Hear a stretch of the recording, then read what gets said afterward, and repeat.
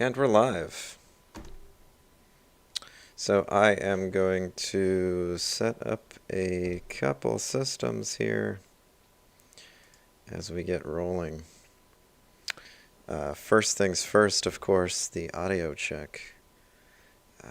So test. See how I sound here in a second. There's a bit of a delay on the stream versus on Discord or Zoom or whatever, so it'll be a little while before I hear myself.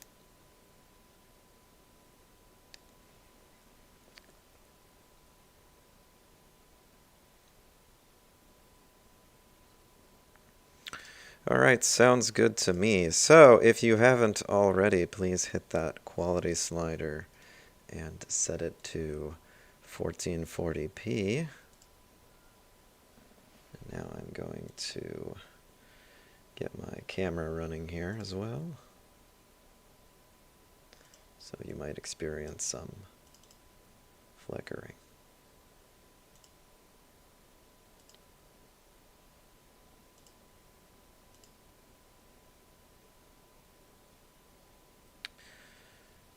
Do.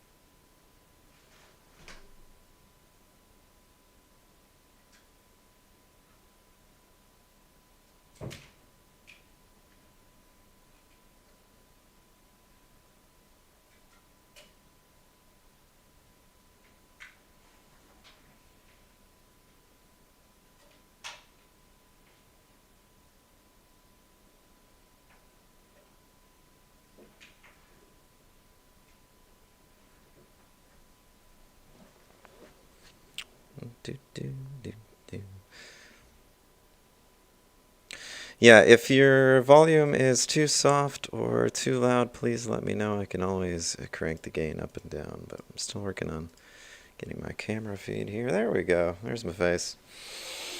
Hey, guys. Need that lighting. Bring that lighting in. Hold on.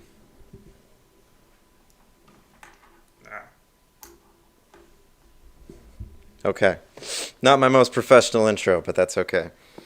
All right, welcome to CS, this is 129, I think. So welcome to CS 129. Good to meet most of you. A couple different variations for the screen before we get into it here. So all I have today are some slides. Hopefully I can hunt these guys down.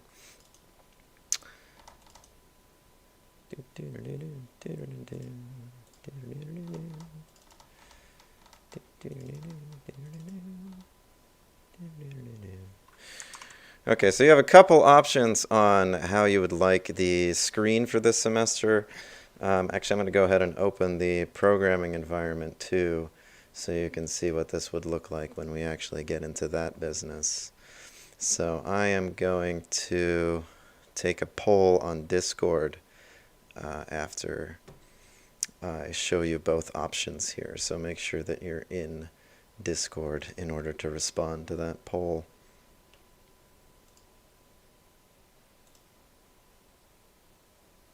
That's going to go into the general chat when we're ready. So this is basically what the development environment is going to look like this semester. Obviously, I'm not going to make you stare at micro font here. So what is it? There we go. This is probably going to be about how big I can handle my font before I start to go crazy from it being too large, because I know it looks tiny for you, but it looks huge to me.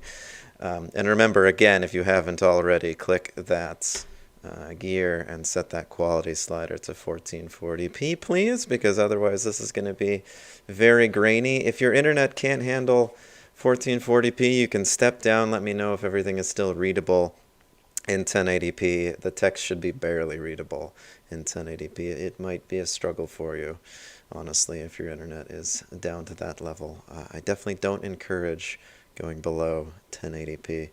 So the first option would be like this, where my beautiful face takes up most of the bottom right hand corner. The other option Option 2 would be like so, where the programming screen is big, but you might lose some of that information from the bottom right-hand corner there. So option 1, again, is the screen basically not extending into my face, and we lose the sides here. And option 2 is that you get the entire main window. So I'm going to make a poll on Discord.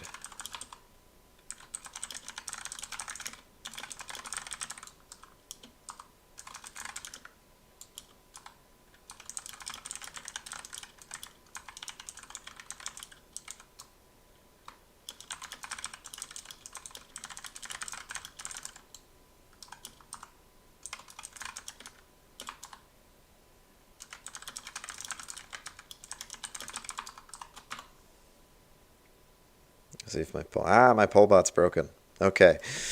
Well, that was what I was really trying to do there, was test the poll bots. So just emoji the one that you want to vote for.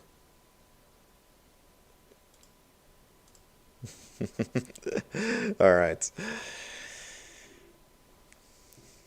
As you vote and get into Discord, we'll get into reading the syllabus, and then maybe we'll have time for some other fun stuff towards the end here. All right, so if you haven't already, the syllabus is in the files on Canvas. There we go. That's what it looks like. So hopefully that's familiar to you. If you've gotten this far, then you probably already have the YouTube channel link. So bravo to you. But if you don't have this yet, it's under the files in Canvas. So head to the 129 page, go to files. The only thing in there at the moment is the syllabus. And then I've made this lovely slideshow for us here to walk through some of this stuff. Let's get into that. Not a lot of slideshows in this class. This may very well be the only one you get. So enjoy it while it lasts. And one more time, if you haven't already, hit the quality slider set it to 1440p, and let me know if you have any issues hearing me, seeing the video, etc. This is the time and place for me to make those changes. I can always crank things up or down. If the video is taking up too much of your internet and it's buffering, let me know about that as well. Any problems you might be having, feel free to tell me. Now, you can talk to me during class in either Discord or in the YouTube chat. More on that later. All right, so without further ado, sorry for delaying the intro. I am Dr. Gurary. That's basically pronounced like Ferrari, but with a G. So Ferrari, Gurary, very similar. Again, Dr. Gurary. And before we begin, I want to apologize in advance because I was raised on the old internet, where the internet is basically only a tool for trolling. And that means that occasionally I might say something that is not quite nice. I apologize. I don't want to offend anybody. That's just how we used to talk on the internet. So, my bad in advance. But, we'll try to remain as kind and professional as possible. This is an online class. It is a real class, however, so there will be the normal amount of work as if this was an in-person class, and you will learn things as if this was an in-person class. And it is possible to fail as if this is an in-person class. So don't take it like it's, some nebulous thing out in the ether that doesn't really matter and you can't fail. It is a real course, and it is possible to do badly at it, so give it your attention. This is a relatively difficult course compared to other stuff that you might be used to. So this counts double for this course here. Thank you for those who understand the origins of the internet.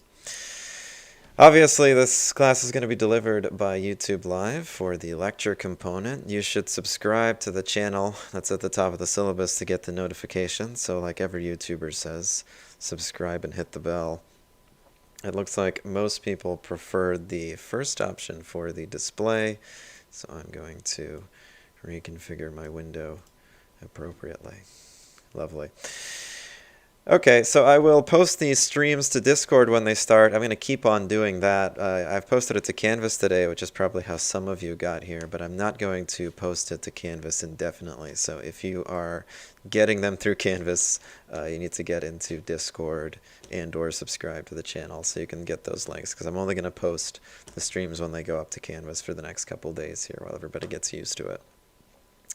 And then, of course, if you subscribe, I only need another 9,050 subscribers or something to get monetized on YouTube. So at that rate, if I teach this class for another 30 years or so, I'll be a millionaire in no time. So thanks for helping out. Class chat will happen on Discord, so make sure you're signed into Discord whenever class is in session. More on that later. You can also comment in the YouTube live chat, as I see many of you have done. That's great. Just obviously be aware that that chat is open to the public. Some of you put your real names in there. Who knows what kind of horrible things people will say about you in the chat. It's also possible that, chat trolls will invade the chat, as they often do, and, ignore the chat trolls. I will ban them as soon as possible in the event that that happens. Wow, look at somebody's humble brag that they are monetized on YouTube. We'll see about that when you subscribe. I'll see. I'll let you guys know who my top subscribing subscriber is, as YouTube gives you that on the command panel. Somebody says that they recommend that I make a channel in the server for streams. In Discord, you mean, or on YouTube? I don't typically make channels for the classes because I just put the name of the course in each video. You can easily just search the name of the course in my full video history. I'm just too lazy to categorize each video as I added them. Then from Discord chat I have, is it possible to use Zoom instead of YouTube?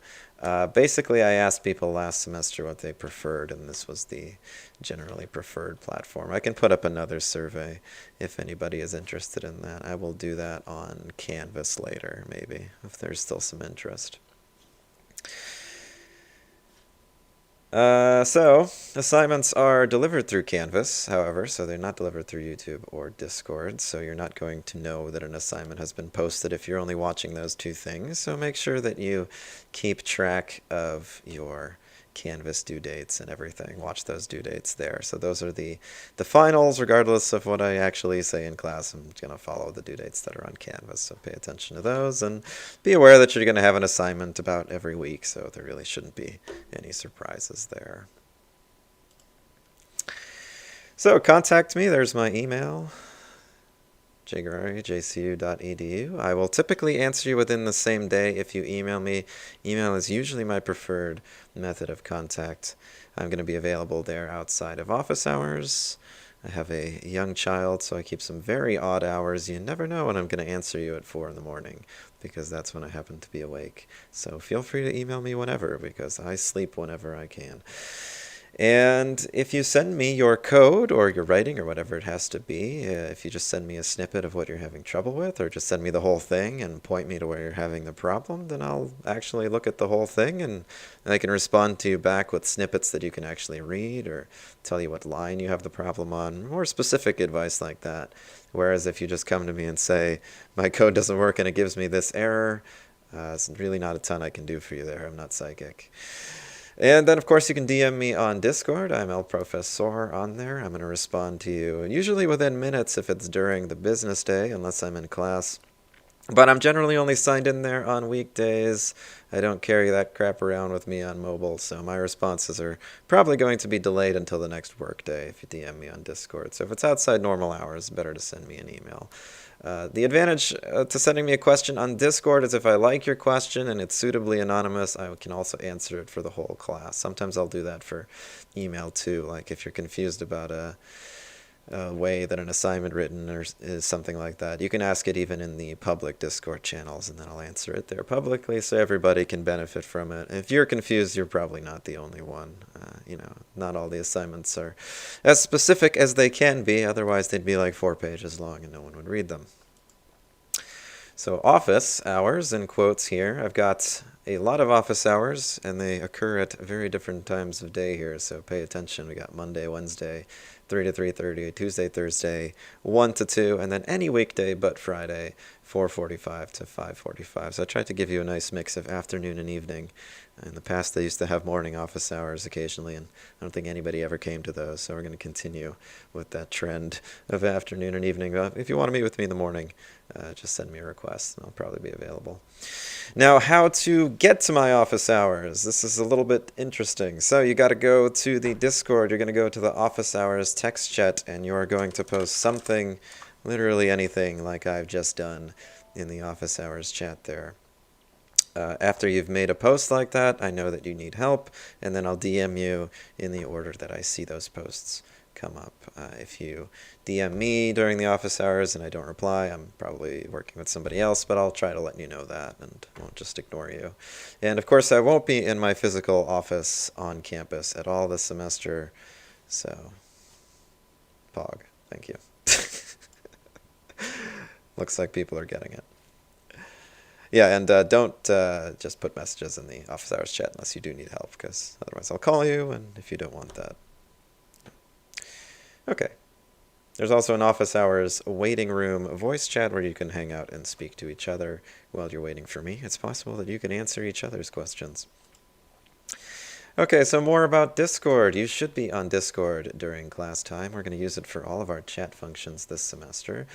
Note that you can install Discord on your phone, which allows you to take it with you and view all the chat messages and talk to me as you wish. I suggest you install it on your PC. You can also use the web version, but the desktop client has more features. It's a little bit faster, so I suggest you actually install it. It doesn't take up a lot of room.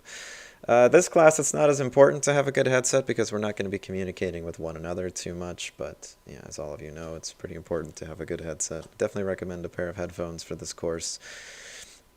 I will have the Discord open during class, but my audio during lecture comes from YouTube, so I mute the Discord audio while I'm in lecture. It means I might not hear your message right away. I'm trying to pay attention to them, though, so hopefully I'll hear it in time.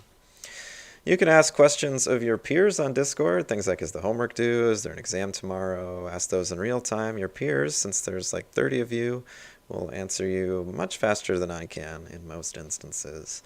And you can always DM me to ask questions anonymously, well, semi-anonymously, since I know who you are, if you want to get something out of me, if you want to ask me a question. You can also use Discord to network and discuss class content with your peers. Obviously, don't work together on homework, but you can form little study groups or do whatever you want. Or you can just post dank memes to each other and play video games or whatever it is that you want to do. It's a lonely semester being all remote. I'm sure it was lonely for many of you last semester too, so go on and make some friends and whatnot. Enjoy the Discord community. I don't moderate the Discord channels, so be civil, but note that I take no responsibility for any of the horrible things that people say there.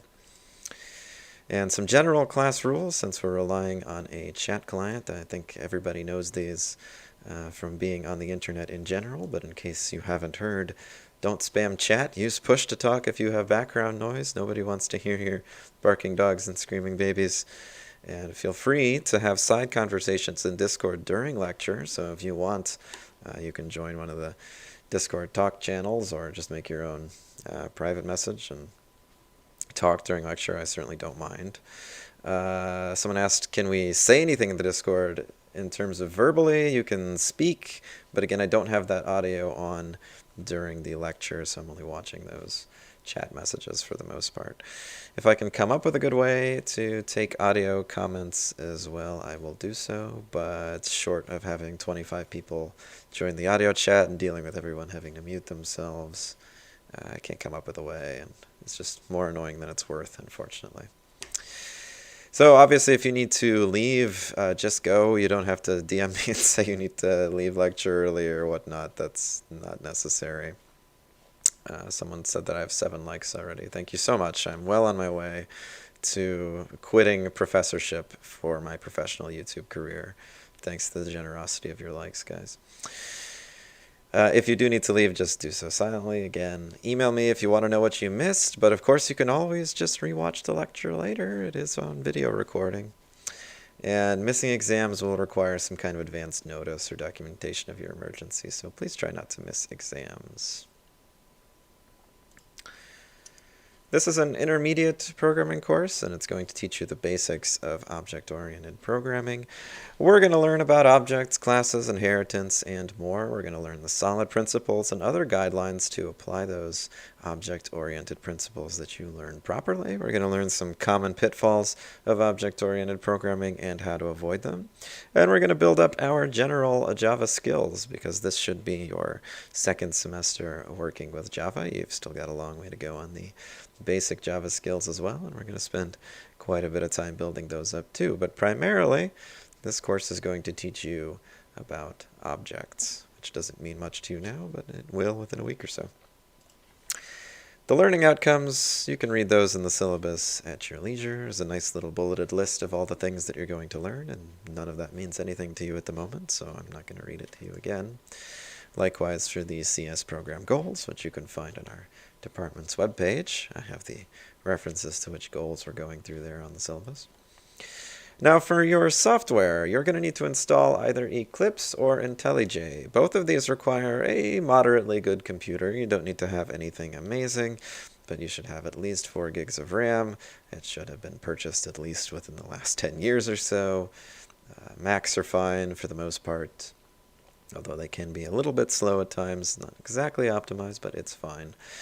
You're going to need the JDK and JRE 11. I'll show you how to get both of those right in a minute here, actually. And so to decide between Eclipse and IntelliJ, let me go through a couple of the selling points of each. So first, I'm going to be using Eclipse for all of the lecture content here. Now, the main downside to Eclipse is that its dark mode skin is awful. This looks like crap, which, you know, not great for everybody. Now you can change, let's go back to the default skin for a second here.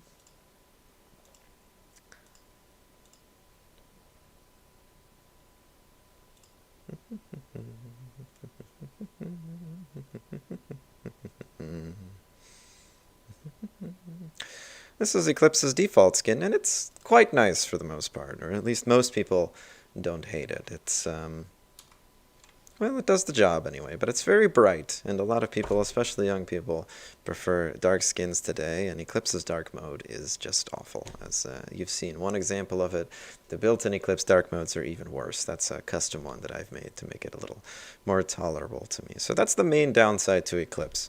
Otherwise, I would say that Eclipse and IntelliJ have about feature parity. They have pretty much the same kinds of functionality. Eclipse is definitely the bigger, more mature, more enterprisey brother to IntelliJ. It has tons of features. It doesn't throw them in your face or anything, and we will not use 95% of them. So I wouldn't worry particularly much about you know, which one has more features or anything at this point. My advice is to install both, see how they look, and pick the one that works for you. If you don't want to deal with any kind of setup or configuration, and you don't want to deal with any of the problems that might come up from you having a different platform than me, then just use Eclipse, because I'll be using Eclipse throughout the semester. But if dark mode is an important selling feature to you, then I would recommend going with IntelliJ, because its dark mode just looks better. In terms of which one you're more likely to see professionally when you get out into the workforce, they're probably about even in popularity. Eclipse is slightly more popular, it's more enterprisey, so you'll tend to see it at larger software firms. IntelliJ still comes up all over the place. It's just as professional. Android Studio relies on IntelliJ. Many other platforms are built on top of IntelliJ. So basically you see these about 50-50. There's also a third option called NetBeans, which is very rarely used, so I would not recommend that. That probably has maybe 5-10% of the market share. But people who use NetBeans, for the most part, swear by it like it's a gospel. So if you want to give that a shot as well, you can. NetBeans too. So Eclipse or IntelliJ. And then there are 2 textbooks for this class. They are both optional. None of the assignments you have will require them. And they are both available for free online. You can download the PDF or you can view them online. They come with a lot of source code that you'll find very useful. And I have the links to both of those on Canvas, or I should anyway. Okay, let's look at how you will install Eclipse. So the easiest way to get Eclipse is going to be to go to Ninite. Ninite is a lovely piece of software for installing a bunch of things at the same time. It's one of the first things I run whenever I set up a new computer. And Ninite allows you to install Eclipse, the JDK, and the JRE at the same time in the least possible to mess up way. So I'm going to go to Ninite here, and I'm going to click the three boxes that you need. You're going to need this runtime here, the x64 runtime JRE 11.0.9.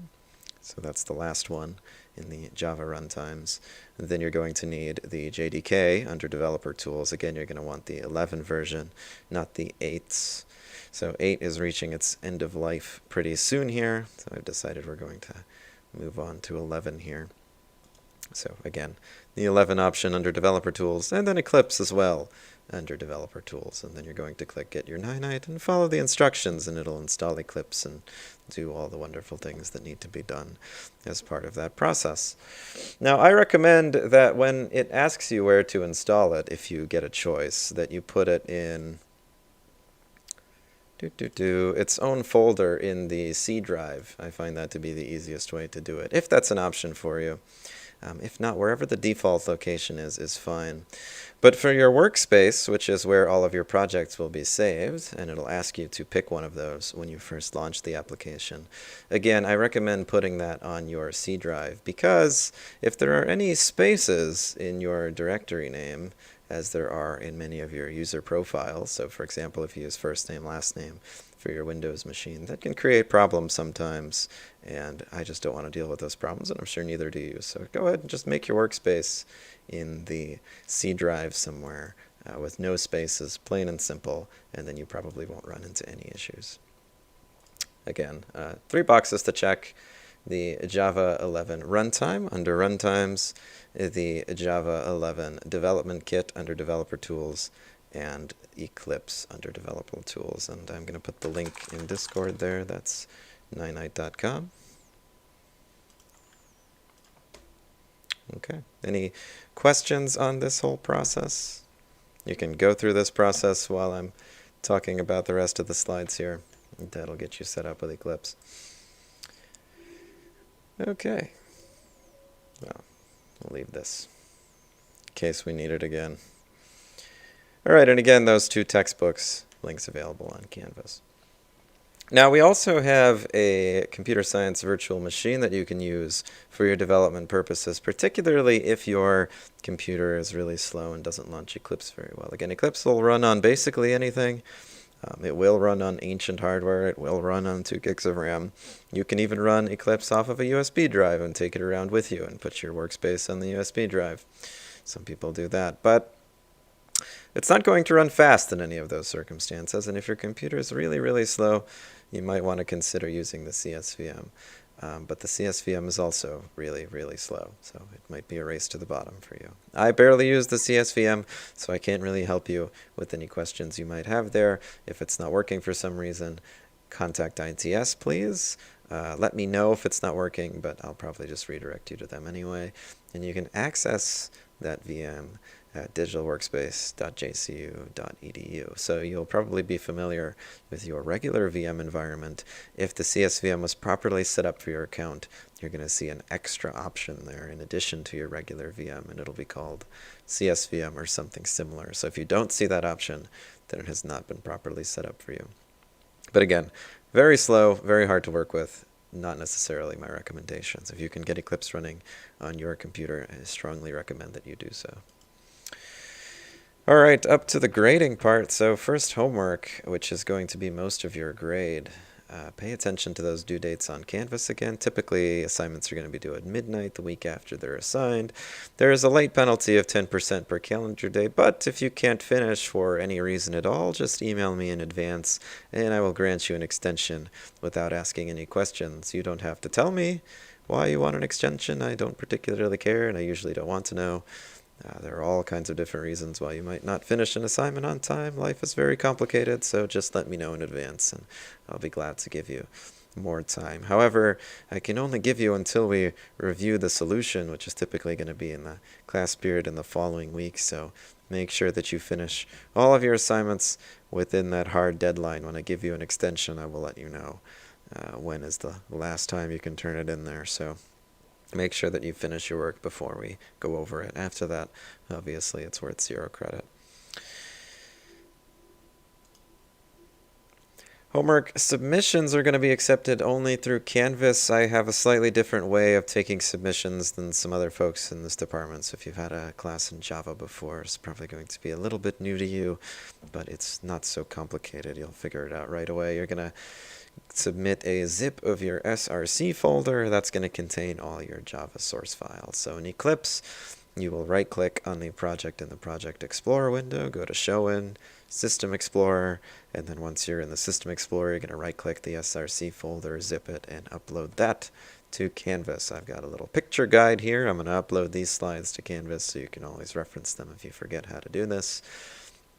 Right-click that project, Show In, System Explorer, 7-zip, or whatever your preferred zip client is, and add to archive. By the way, if you don't have 7-zip, you can also pick that up on Ninite while you're there. So that's available over here under compression tools. So while you're picking up Eclipse and everything else, you can grab 7-zip too.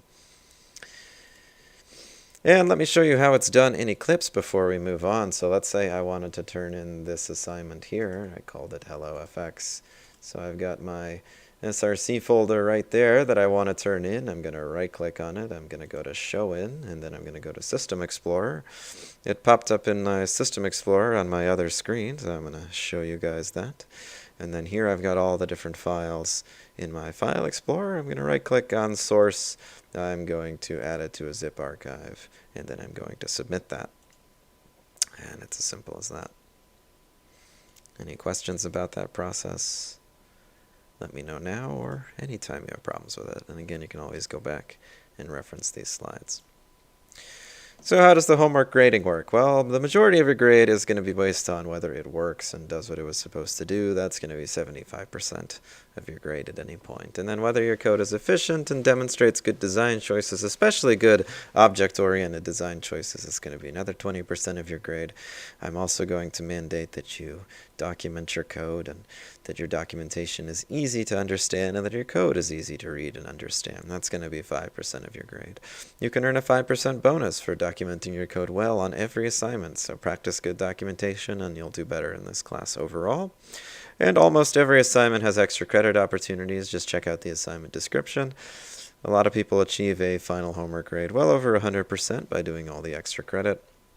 I encourage you to seek those out as early as possible, bank up some points for any of the more difficult assignments down the road, or, just because the challenge is more interesting. There are going to be quizzes in this class, and they can happen any day. They might even happen today. Dun, dun, dun.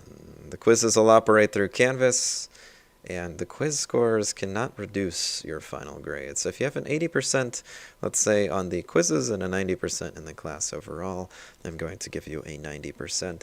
If you did better on the quizzes than the rest of your grade, then of course the quizzes can improve your final score, but they cannot make it worse. And this is just to accommodate folks who can't come during the lecture live on most days. I know it's remote, so I can't necessarily expect you to be on time every single day. So if you can't make it, don't worry, it's not going to impact your final grade negatively. It's just going to, you're not going to benefit from it, that's all. And I'm also going to drop the lowest so many quiz grades, so just because you've done badly on a couple doesn't mean that you should stop trying. You may very well still end up with a positive. I expect that the quiz grades will benefit the vast majority of people. So the design is for them to benefit, at least 3/4 of you. So do them, don't give up on them. They'll probably benefit you in the end. No labs in this class, unlike 128, so don't expect one. There are going to be 2 exams plus the final. Check Canvas and the schedule in the syllabus for the dates there. So the syllabus dates for those exams are going to be final. The exams will operate through Canvas much like the quizzes do, and you should expect to write code during the exam. So the quizzes probably won't make you write too much code, if much at all, whereas for the exams, I am going to expect you to write code. Final exam, obviously same as exams, except that it's not in class, it's during the finals day. Attendance isn't graded, however some assignments might require you to be on Discord to complete them fully, and I will offer no makeups on quizzes, though again I'll probably drop the lowest so many scores, so if you miss one here or there, that's not necessarily going to kill your final score. Grades are going to be weighted by assignment group, so homework again worth the bulk of your score, 60%, quizzes are worth 10, exams are worth 30, that's 10% each. The columns in Canvas will be correctly weighted, so I'll weight everything from the start so that homework is 60%, quizzes are 10, and so forth. So pay attention to what Canvas tells you your grade is, because it's accurate at that point. Given that your performance stays the same, that's what you'll have. That's basically what Canvas's grade representations mean. Check out the syllabus for grade letter thresholds. The calendar is just an approximate timing of topics. Those dates are subject to change. I might move topics around here or there, but the dates of the exams and obviously holidays and things like that, those will always stay the same, so you can count on the syllabus to know what days those things are. Somebody asked if all quizzes are pop quizzes. I might hint that there will be one beforehand sometimes, but there could be one any day, and I probably won't tell you in advance because I might not know myself until that morning that I've woken up in that kind of mood that day. The mood for making people do quizzes. No, I mean, if I see that everyone's struggling on some part of the homework, maybe I'll decide all of a sudden to do a quiz on that. And there might be many reasons I suddenly decide to do a quiz, so I can't always even give you heads up. The only difference that you should note in the syllabus calendar is that April 7th and 8th, those 2 days that we come back, it's a Wednesday and a Thursday, I think.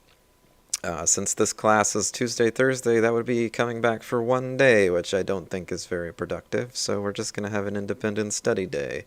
That day I'm not going to do a lecture. And that gives you guys basically a 2-week Easter break. You can do whatever you'd like. So we're not going to come back that Thursday. And cheating. So you can copy the book or books, you can copy your own older work, and you can copy anything that I give you without citation. So anything you get in class, anything you find in a textbook, you can copy all that just fine. However, you have to do your homework alone. Copying your classmates or the internet is cheating. Working with your classmates is cheating. You've got to do your own work. Write your own code in your own words. On the first offense, you'll fail the assignment. On the second offense, you'll fail the class, and I will catch you. I'm very wily. I catch a lot of people. So please don't cheat. It's irritating for me, and it's probably even more irritating for you. You can read the disability and discrimination bias statements at your leisure. The big picture summary is be respectful to your classmates, get on Discord, make friends, ask questions, be diligent, don't fall behind. Do your homework, email me, or come and see me if you're stuck or you have an issue, and please don't cheat. It's annoying to everybody. All right, before we conclude syllabus day and move on to some actual stuff, any questions? Any questions on the syllabus?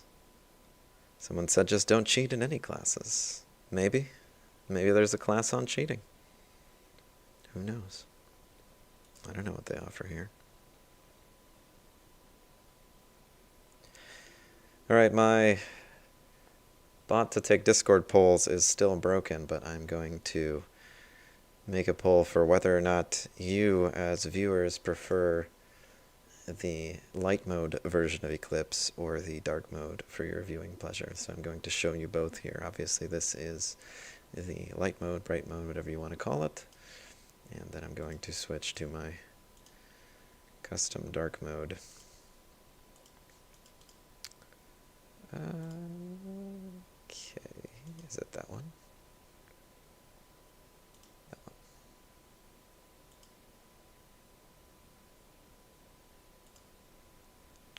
So you just saw light mode.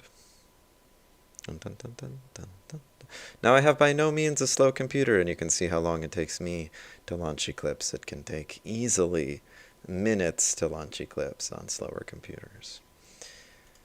So, light mode, Dark mode. Emoji the one that you want to vote for. Light mode or dark mode. It really does depend on your monitor and your viewing preferences. As your eyes get older, you tend to prefer lighter screens, but I think most of us are still at the age when dark mode is the preference. And I put a bit of effort getting my Eclipse dark mode to not look so awful. I can share my settings with you if you're interested. I will actually show you how to get the decent dark mode skin here. Because it looks like most people voted for dark mode. First of all, I do want to show off what the default dark mode skin looks like before we move on, and how awful it is. Truly, truly awful. I mean, look at that. That is horrific. That is the worst dark mode skin in the industry. All right, there are others as well that Eclipse comes with, and they're all equally terrible. So in order to get the dark mode skin that I have, which is a custom extension on Eclipse, you're going to go to install new software, and you're going to pick the, well, I think any of these will do, but I go for the top one, the 2020 releases. And what is this thing called again? Bloody hell. Okay.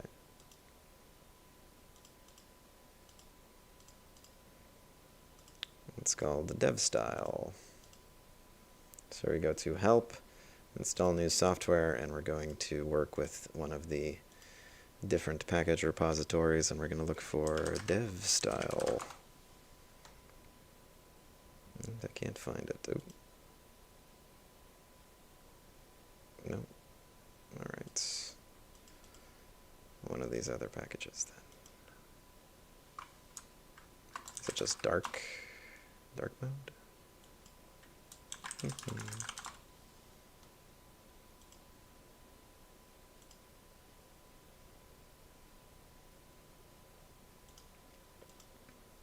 Let's go to the marketplace and find it. Okay, so that's help and Eclipse marketplace, since I wasn't able to locate it. I believe it's just called dark mode or something along those lines.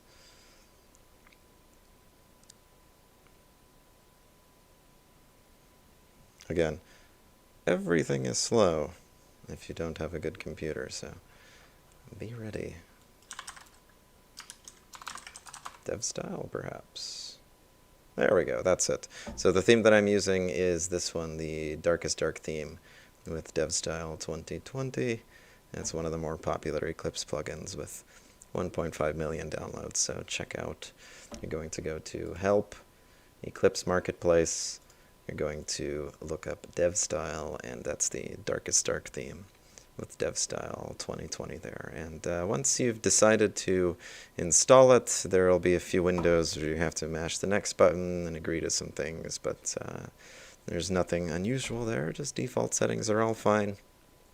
Then after you have successfully installed that, you're going to go to Help or Window, Preferences, Appearance, and then you're going to change your theme to the Dev Style theme. It will add a option to your Preferences menu after we've installed it called Dev Style, and in there you're going to be able to change the theme with a little bit more granularity, so you can change your background colors and all those different sorts of things. I have changed some of that stuff here, so I've got the Eclipse standard icons instead of the dev style ones, which I'm going to be using in this class because most of you will probably not update your skin.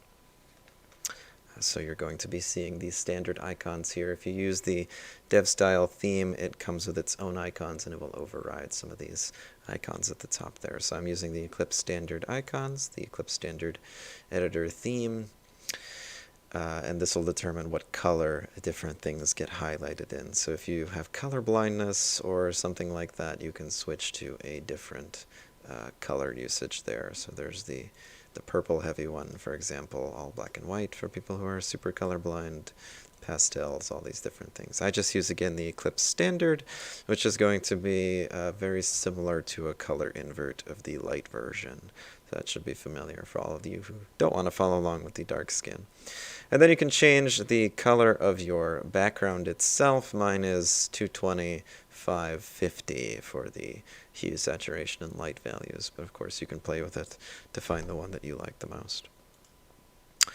Okay, that's going to be it for skinning your Eclipse and all of that good stuff. We're going to get started with it a little bit later. Today we are going to finish off with a quiz, as I warned you there would be, or I guess as I insinuated there would be. So this is just going to give me an idea of where you guys are at with your Java skills, how much you learned in 128 and all of that stuff. This one doesn't count for a grade at all. But please try your best at it, because if everybody does terrible, then we are going to have a terribly boring first 2 weeks of reviewing mundane stuff that nobody is interested in. So do your best. Give me a good impression. It's only 20 minutes long. It's all multiple choice, and it's going to operate through Canvas. If you're not able to access it, please let me know on Discord or in YouTube chat, which I'm going to disconnect from in a second here. The quiz isn't up yet, but it will be in a moment. And there we go, now it's up. So if you are unable to see that, let me know. Otherwise, again, please do your best. Show me your Java abilities, and I will see you next week. Okay, everybody, please head over to Canvas and finish that quiz. You don't need Eclipse to do it, by the way. It's all multiple choice, so you're not expected to have Eclipse set up or anything, but I do encourage you to get your Eclipse good to go for the next class. I'm going to walk through the setup really fast next time, once more, but then we're going to go right into it, so you'll be expected to already have it set up and everything. Okay, thanks for tuning in, everybody. See you next week.